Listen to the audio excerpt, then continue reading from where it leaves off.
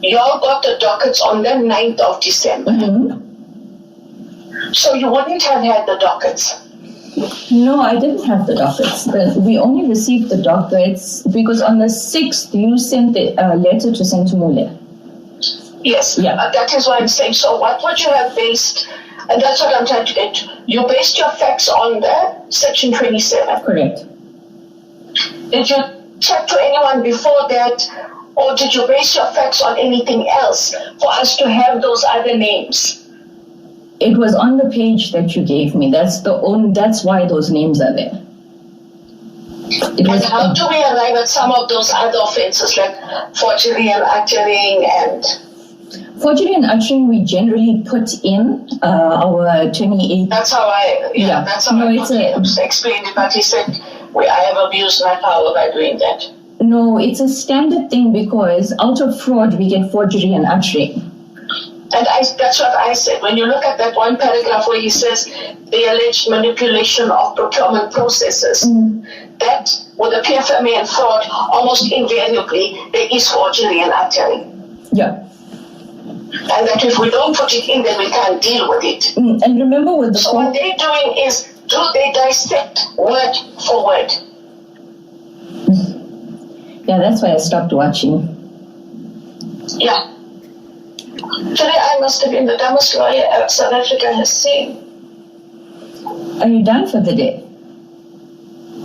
Yeah, I'm actually feeling sick. I got sick last week, remember? Yeah. And I had a panic attack. So for the first time, I'm taking meds for it. And after a while, I just felt I was soaked. And I realized I wasn't even paying attention. No, but to answer your question, the names that I obtained or placed in the 2813 was the page with your handwriting and the names of the suspects. And then when I asked about it, you said that Dylan consulted with Fadil, and that's how the names came up. I must talk to Dylan. If we have to have a quick WhatsApp call later, is it okay with you? No, that's fine. I'm free. Yeah, because otherwise I'm very confused because they need to know from me tomorrow. Where did I get these names? And I need to understand where did I get those names. Now it's fine if you say you got it from me, but I don't know where I got it from. What you told me is that Dylan obtained it after consultation with Fadil. That is my understanding of it. Okay. All right. I have to speak to him. I have to speak to him because he must have notes somewhere. If you look at my emails, ask him to check the emails. My laptop was stolen, so my laptop was stolen in January last year, so I've lost lots of my stuff. But ask Dylan to check because he has his emails on his phone. There's an email between him, you, and I about the names as well as about the documents, the ones that were slotted in under Fadil's door. So there was a trailing email between us. He should remember. Okay. I'll talk to him, and then if you don't mind, we'll chat a bit later on. Or else, I go there. I've already now abused my power by not asking where these names came from. I said to them, what? Maybe I had a discussion with you. I just can't remember right now. And which would then be true. True, we had a discussion. Yeah. If you say that there was this paper. But where did this paper come from? Where would those names have come from? That was what our conversation was. It came from consultation with Dylan and Fadil, and then you had written it down. Yeah. Okay. All right. I'm going to talk to him, then you and I will chat. But thank you. I'm sorry, but they asked me for the name of every person who's dealt with the matter. No, it's fine. I don't even know what's happening. I'll be very honest with you. I stopped watching because we are so busy with preparation for blue lights that I just don't have the time to listen. I don't watch because it will really, if they call you, you leave the country. Okay. Oh God. Okay. It's not what you know. Okay. No. Today I didn't know Section 28. I didn't know Section 27. I know nothing. I'm as dumb as two bricks. I'm sorry.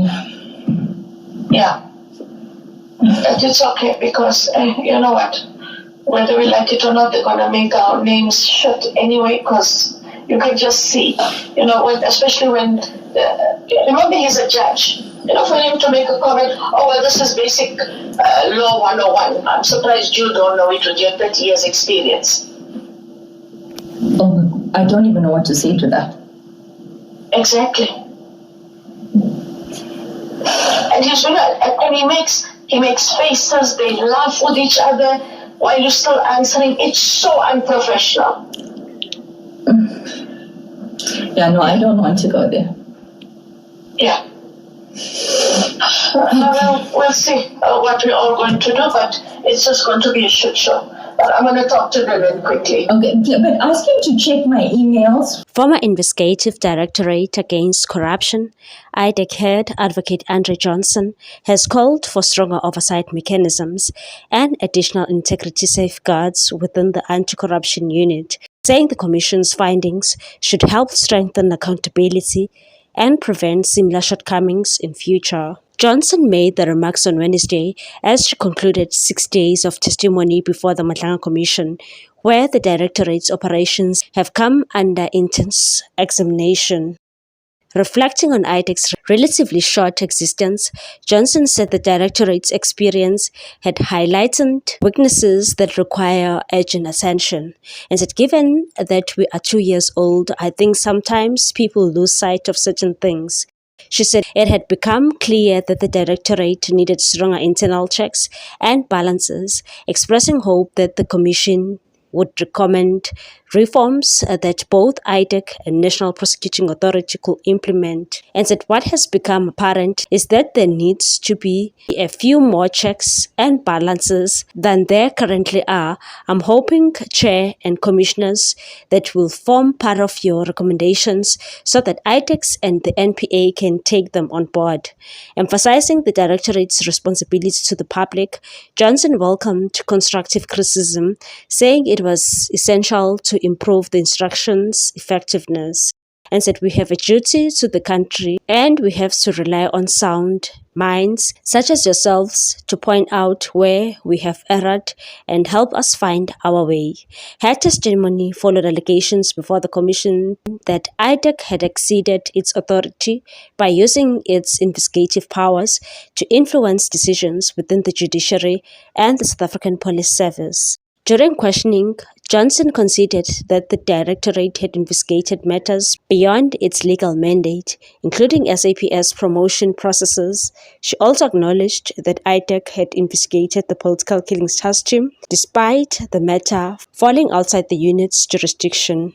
Johnson further admitted that IDEC arrested and charged Brigadier Dineo Mokwele without first verifying her academic qualifications. Mokwele holds 12 academic qualifications, including National Diploma in Mechatronics Engineering, a bachelor's degree in Industrial Engineering, and is currently pursuing a Master's of Business Administration.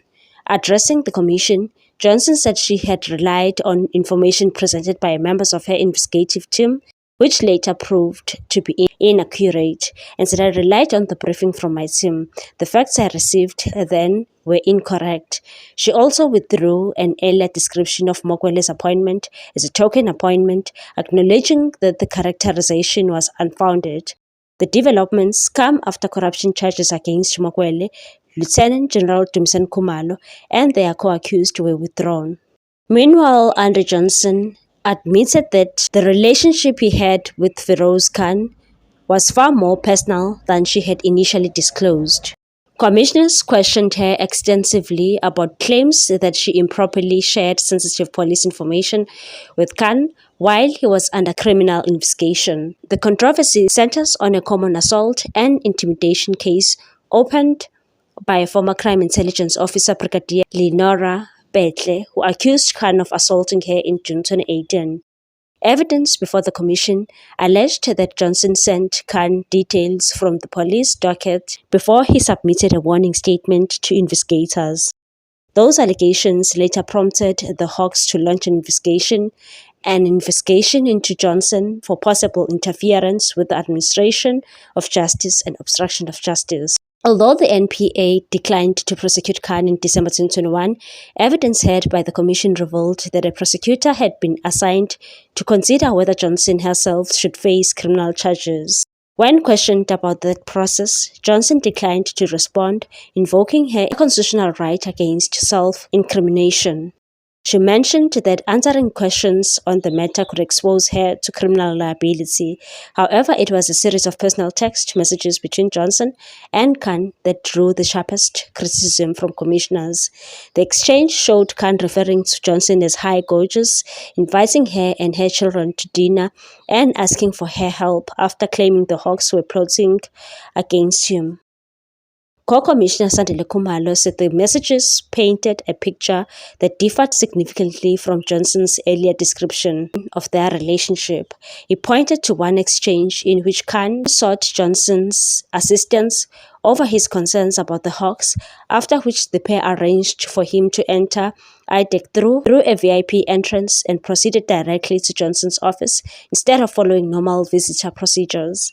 Johnson confirmed that Khan had visited her office in that manner, but insisted the discussion was unrelated to Hawks. She said it turned out it didn't have anything to do with the Hawks, but he had an issue with somebody plotting against him. It did turn out it wasn't the Hawks. I want to make that clear.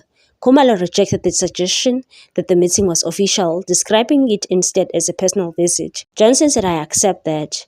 Evidence leader Mahlape Silo argued that the messages demonstrated an unusual, close relationship, highlighting affectionate exchanges in which the pair referred to each other as gorgeous, dearest, and expressed how much they missed one another. Johnson ultimately accepted that characterization, considering the relationship was indeed personal. What's your take on this one, people? Thanks for watching. Please subscribe for more news.